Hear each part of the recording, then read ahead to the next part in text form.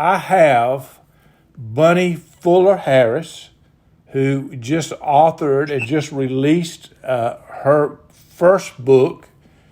The title is There Was Once a Team, and she wrote it with her daughter, Katie Harris Dodrill, who is also on the line. And this book is about a basketball team that played in the late 60s and very early 70s that won 132 straight basketball games. Bunny was a huge part of that. I have known Bunny since we were in the first grade together. I've known her my entire life. Katie was not even alive when this was going on. And this is a book that every time I have seen Bunny in the last many years, I've said, you should write a book about that team. And Bunny was obviously a key piece of it. She was a star player on the team, 132-0, 5 state championships in a row. That just does not come easy. I'm always amazed, Bunny, how in the world do you win 132 straight games? I mean, you mentioned in your book that you have a different team every year. You've got people that can be key people that can be ill, that can foul out, things happen. How in the world do you win 132 games? I would love to know what you guys think. Well, 132 games goes on for a long time because you only play about 20 games in the regular season, and then you play region and state games. So it amounts to around 30 if you win every game. It takes a lot of seasons to do that. And everybody changes over that many years. It took us 5 years to do that, plus one game of the season before. So the only constant in there is Coach Norman Carter. That's the reason we won 132 games. So you had a great leader who surrounded himself with great talent, but you had a great leader that drove that. I absolutely agree. You can't read this book, and I can tell you, I've read it. I had tears reading part of it. I laughed out loud reading part of it. By the way, I want to keep saying it. The name of the book is There Was Once a Team, written by Bunny Fuller Harris with her daughter, Katie Harris Dodrill. Bunny, let me ask you this. Why did you write the book? Well, what was your reason for writing the book? I wanted the children of today, the teenagers of today, my family, and of course my little granddaughter, to know what happened. And although we've talked about it many times, stories need writing down. Stories of your life need writing down. And so I decided, well, this should be a memoir after talking to Bruce Goddard and others, namely Ed Grissamore, who wrote the foreword. He's an author and columnist for Macon Telegraph. They influenced me to write this book, and it was so much fun to go back in time. I was kind of sheltering in place during that time, as most of the country was. Gave me something to do. Well, I'm glad you wrote it, and the thing that hit me, and I'll talk about it in a minute as I ask you further questions, is that I think the book, you wrote it for your grandchildren and the people that were involved and all the people that followed you and the people that are still alive that followed you and the people that don't know. But the book, I believe, is going to reach a much broader audience simply because of the lessons in this book. It can be a manual for leadership. And as somebody that's just retired from the business world and running in that environment, these lessons are priceless that came from your leader as a leader, but also just life lessons for anybody. And of course, anybody's a leader. You're leading somebody. If you're a parent or you work or your neighborhood or whatever, everybody's a leader. But Katie, got to ask, I can tell you why I'm glad that you co-authored this book, but I would love to know your insight into how did you get involved in this. And for you, just want to be sure you know, Katie is a professor of English. I think her title is Associate Professor of English at Andrew College. And she taught school herself in Taylor County for many years. Bunny, by the way, had a career in teaching and administration in the local school system. But Katie's an English teacher in college. And I would love to know your insight and what the fun you had helping your mom and putting this together, and what you brought to the table, or what your mother wanted you to bring to the table. Yes, this was just an amazing experience. Mama started right after Labor Day of 2020, and she wrote until around Christmas, and then she sent me a draft of what she'd written so far. And it was great. I really enjoyed reading it and learning more about the team. Of course, I knew about the winning streak, but reading it, I saw all of these stories that I had heard, and it was great. But there were things that I thought, I think maybe it would be better if we reworked this a little bit. Maybe it would be better if we put this story, in a different place. Or there were stories that I knew, places where Mama was not bragging about herself enough, I thought, because she was such a great player and such an integral part of the team. And I said, Mama, you need to tell this story. And she'd say, oh, no, that would just be bragging about myself. And I said, well, you have to tell it. So that was part of my role, to make her brag about herself. But yeah. I worked with her on revising the book and on editing it, and I was really excited to get to use my skills, the things that I'm good at, as far as writing, correcting grammar errors and that kind of thing, to help tell this important story. And it was just wonderful to get to spend the time with my mom that I got to in working on this book. Well, I can tell you it is so well done, and there's no question your English expertise and putting the stories in the right place. But even as I read this, I happened to know what kind of player Bunny was. There were games that she scored 40-something points in a game and didn't play but a little over half of it, or 3/4 of it. And she was one of the greatest high school female athletes that ever hit the state of Georgia. And I have a feeling if you had not been involved with this, we'd have missed out on saying that. Everybody would have been screaming, Bunny, you got to talk about yourself a little bit. And I still think you could have talked about her more, but I'm glad you got involved for all of those reasons. Bunny, the other thing, and just you've got, Kathy and I spent a little time with you guys. What a wonderful family. You're married to Mark Harris. Mark made the comment that he and you, or whatever the correct English is, are the only. You'll correct your grammar. Yeah, correct it. I got an English teacher on the line. I don't want to mess up, but that you both are the only married couple that both played on state championships for Norman Carter. But the truth is, Norman Carter had won 2 state championships before before he began this streak of 5. He only coached for 12 years, but Mark was a great basketball player, and I remember watching him play, a little bit older than us, but I remember him being a great point guard that could shoot and run offense. The closeness of the family, obviously I knew your mother, I knew your daddy. Your mother taught us in the 5th grade, one of the greatest teachers I ever had, although I didn't think it when I was in the 5th grade. I had to get older to look back. I've got stories about your mom, just wonderful, wonderful people who impacted so many people in this community. And your dad, just the quiet manner in which he lived, hardworking. The story is they had one daughter, just as you and Mark have one daughter. And they really were not interested in you playing basketball too much when you first started, right? Well, Mama certainly wasn't. She was more interested in me being a piano player. And Daddy liked basketball, so he gave me the sports mindedness from an early age. You mentioned in your book that you got started playing on the playgrounds of Reynolds Elementary School.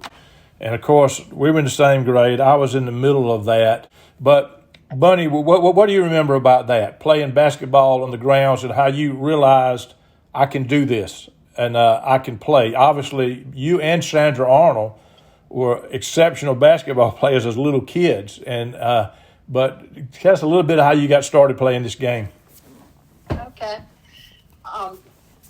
Every classroom had a basketball, and then when we'd have break, when we'd have recess, we called it back then, we'd go outside, and whatever season it was, we would play. Well, during basketball season, I really liked it because I was a giant. I got my height very early, as a lot of girls do. And I was always the tallest one in the classroom. The class pictures, I was most of the time taller than the teacher, and definitely taller than any boy or girl in there. So although that made me self-conscious, I got out on the playground and found, well, I'm pretty good. And Sandra can pass me the ball or shoot the eyes out of it herself. We were a pretty good team. So we had a wonderful time on the playgrounds of Reynolds Elementary. Yeah. Then when we were in 7th and 8th grade, we started organized basketball. And boy, we loved that, going and playing other teams. And that's really true. I mean, you were already playing at a higher level than everybody else, even as kids. So the other thing, in the 8th grade, Bunny, you and Sandra and the rest of the team, you went undefeated. And sometimes that gets missed. You mentioned in the book, you won 14 straight games. And we had I was obviously playing during that time too, but we had a coach, Harold Helms, who was kind of inherited this job, and God bless his soul. He died recently. You and I both were at his funeral, but he was put in the role of coaching a basketball team, and he had a couple at least, and really more than that, the talent that he was coaching, and he was having to learn on the job. There were some funny things that happened as he was coaching. I remember him reading from books, trying to understand how to coach a girls' basketball team. He was willing to take the time to spend with us and show us a lot of the fundamentals of basketball from this little booklet. I very well remember him holding that little booklet and reading to us from it in the practices. And then he would schedule games with anybody that would play us. Now, he was principal also, so he was a busy person, and he was willing to take that time. Up in other schools, the coach of the high school in those times, in the smaller places, had to coach everything. They had to coach middle school or junior high, as it was called then, and then the B teams, and then the high school. I bet sometimes Coach Carter would coach 6 teams in 1 week for the girls, and then, Right. He also had boys too. So it was quite interesting that Mr. Helms spent that time with us. But I guess he saw he was going to have a good team, and so he kind of liked that, of course, and he talked about it the rest of his life. Every time we saw him, he talked about it. We loved him. Yeah, and and I won't reveal the story, but for the local people, you will laugh out loud. It is Mr. Helms, absolutely definition of Mr. Helms, a story in the book that when I read it, I literally laughed out loud. And later, when Kathy, I heard she was sitting on the porch reading, I was inside, and I heard her laugh out loud, and I walked out, and she was reading that same passage. What a great story! What a funny story! As I was reading this book, the life lessons, the leadership lessons in this book began to jump out at me. And what was hitting me is that success, no matter whether it's a basketball team or a business or a family or an individual, it doesn't come by accident. You may have temporary success by backing into it, but long-term success does not come by accident. Authentic leadership does not come by accident. Whether you're leading a family or your workplace, profession, or whatever you do, there are things that make that happen. And those principles begin to jump out at me as I read this book. And I got to tell you, I've only read it once, but I'm going to be reading it again. I think the book can be used as a manual to help young leaders or help even parents understand what it takes to lead people to success, what it takes to be successful. I was just blown away by the lessons in the book. The coach, Norman Carter, he coached for 12 years, and he won 7 state championships in 132 consecutive games. He was a great leader, and the community supported it. This book is for them. It's certainly for the people that played. It's for their families who were not born yet, like Katie, that helped put this together for them. It is for the people that played against us, all that. But it's more also a wider audience potential here, for much larger than I think you even thought when you wrote the book, because it's a story of authentic leadership and how to live life. These lessons begin to jump out at me. One of the things that I was hit me as I began to read the book, that Coach Carter taught fundamentals. You spent a lot of time on the fundamentals of basketball. Just briefly talk a little bit about what that means, Bunny. He was a master at developing potential in each player. And the way he did that was to make you feel so confident in yourself. And, of course, that was developed over time. He spent a lot of time with us. And then he had certain ways of doing things on a basketball court that we learned from repetition. He taught us every day some of the same things, but in different ways and in different scenarios. And I list a bunch of fundamentals. One of them, the first thing he did when I went up to Butler was change me from shooting a hook shot, which Mr. Helms had taught me, to a jump shot. Most girls don't know how to shoot a jump shot, and he's developed a method of teaching that he went on and used in his basketball schools with over 20,000 girls. I worked there a few summers and helped him do that, helped him teach girls to shoot jump shots because he had taught me how. And then I would be so amazed at other teams. How could they not know to hit the backboard where that little square is? The ball will go in more often. And he could even tell us percentages on things.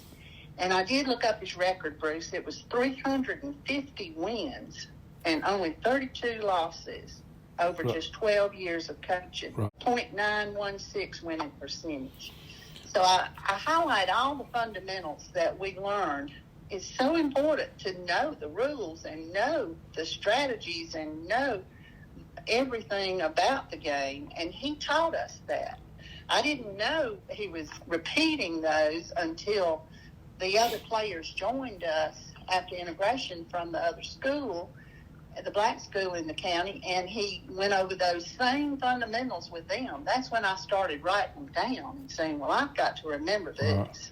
I mean, there were things in your book like you learn how to dribble to your left or to your right, for the defensive players to know which side their strong is and make them go the other way, and all those things are just fundamentals of basketball that he was relentless in teaching. And Katie, to bring you in this conversation, the thing that jumped out at me, and I think you can speak to this as well, is the fundamentals in life that sometimes we chase rabbits trying to have a shortcut to success in life, and we miss the fundamentals. We don't harp on the fundamentals, or teaching our kids the fundamentals, and or teaching others or practicing the fundamentals like kindness and honesty and acceptance of other people and selflessness and being obedient to whatever rules or laws that you're subject to, or patience and consistency and protection and fun and unity. And I can go on and on about fundamentals in life that the people that have long-term success are very good with the fundamentals of life. Did you see it as you were writing this, Katie? Yes, definitely. Reading this book, I think everybody's going to be struck by not only how Coach Carter taught the girls about basketball, but how he taught them about how to be successful in life. Those girls were terrified of Coach Carter, but they also loved him so much. It's so funny because Coach Carter, whenever I've met him, he's just been the nicest man. You know, he knows how to make people feel important, knows how to let you know that he cares about you. But the girls who played on the team with him were so scared of him. They did, and it was really that they respected him and they didn't want to disappoint him. There's several funny stories in the book about different players who, one of the funniest ones to me was Miss Melody Bowler Stinson, who was a manager for the team, and Coach Carter asked her if she could drive a stick shift, and she told him she could. Well, really, she drive a stick shift. But if Coach Carter wanted her to drive a stick shift, then she was going to drive a stick shift. And Right. she sort of learned how to do it, but, had some funny experiences trying to drive his car around town. So it's just funny to read how the girls just respected him. And Coach Carter told those girls that they could do something, then they were going to do it. Right. And Mama, that's how they won so many games, because Coach Carter told them they could. He believed them, and they didn't want to disappoint him, and so they did it. And true in basketball and true in life, right? It's no different as we lead our families or lead whatever we're doing. Other thing, Bunny and Katie, you chime in too, but the preparation that you guys did, and specifically that you really worked on situations when you were behind with 2 minutes left in the game, you're behind 5 points, and you got this long streak on, and you guys, you saw calmness on your team compared to chaos on some of the teams that you were playing. To talk a little bit about your preparation for, not only preparation to play specific opponents, but preparation for situations that you find yourself in. Exactly. Our practices. I learned from him very early that preparation is the key to being successful, and to use your time wisely. He kept a careful schedule of every minute of our practices, and there was none of this stay out here practice for 3 hours type thing that I would hear other teams talk about. We only practiced, for about an hour a day, but every minute was preparation for key situations that he had learned about the other teams by scouting them and learned what they did, and then he brought that back to us. We didn't practice against each other either. There was that team concept, and the guards and the forwards were two separate groups that worked on things individually at the practices. Then when we'd get in the close games, we knew what to do, and it would be written about in the paper. Those Lady Vikings were calm, even though they have the pressure of a winning streak on them. They still know what to do and just walk out there with confidence, where the other teams, sometimes I'd say they look like a bunch of chickens running around with their heads cut off. They didn't know what to do. We knew, and we expected Coach Carter to tell us what to do, and then we followed what he said to the limits, because we knew he knew. He was just that smart and that prepared for games, and had prepared us for the game. So that was the key. So Katie, as you read that and hear her say that, I think you agree with me that the importance of preparation in life to be successful. Some people think that, again, that you can be shortcutted, you can be successful by doing a little bit. We live in a microwave climate, and I think this hard-nosed preparation is just as important in life, right? Definitely. I teach a lot of athletes at Andrew College, and, I tell them, you don't just go out and play a game and do well in it. You have hours and hours of practice before you get out there. And it's the same thing if you're writing a paper in an English class. You're not just going to write a perfect paper. You have to do some editing and do some revising, and it takes a lot of work to produce a good product. And that's true in school and in your job and in just about any area of life. Yeah, you got, it's elbow grease is part of being successful. Not only that, but specific, as Bunny was talking about, specific training for situations that you find yourself in. The other thing, Bunny, and another thing, not the other thing, but another thing, is his communication style. It hit me, this is so important in leadership. It's so important in life to be able to communicate effectively.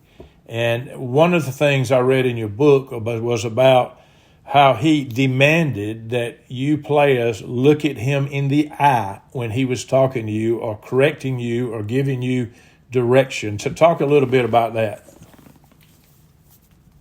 You You're absolutely right. He expected us to be on our toes when we were at practice and to be listening and learning every second.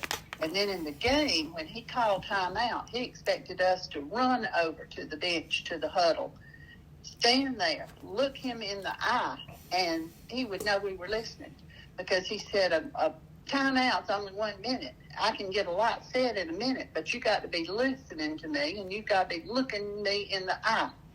Then at the end of the timeout, he'd say, are there questions? And we could ask him questions if we wanted to, but of course we didn't because he had told us what we were fixing to do. Right. So he was just a master at that, which followed him through his long, successful career. He'd say, in every speech I've heard him give, he'd say, people say I'm very terse. Well, the reason for that is a timeout's only 1 minute. Right. Well, and then, and Katie, you can vouch for this too. And I've seen people that were brilliant, that were smart, that had all the knowledge in the world, but could not communicate effectively, where people that looked to them for leadership really didn't understand the direction they were supposed to go, even though the leader may have known perfectly how to go. And I think this direct eye-to-eye contact is a key component in being a leader, and it really in living life is just to be able to communicate effectively and straightforward. Katie, I'm sure you've seen that as well.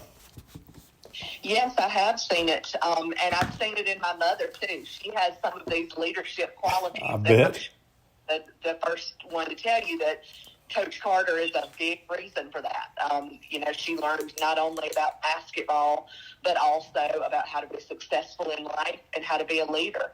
From helping her write this book, I've learned a lot as well. One of the things that she writes about in the book is how Coach Carter was a master at analyzing a situation and quickly making a decision. And she writes about how great he was at diffusing any kind of argument or any kind of tension. He knew how to move on from something that was difficult. He could make a decision, and then he would move on from it. Right. And that's what I'm trying to do in my life as well, in my life as a teacher and as a mother, just projecting that calm, confident leadership, because that helps the people that you're leading to be confident as well. Wow. So just to put a comma, I've got Bunny Fuller Harris and Katie Harris Dodrill on the phone, author and co-author of their book, There Was Once a Team, about the Taylor County Lady Vikings, 132-0 winning streak, 5 state championships, and about their phenomenal coach, Norman Carter.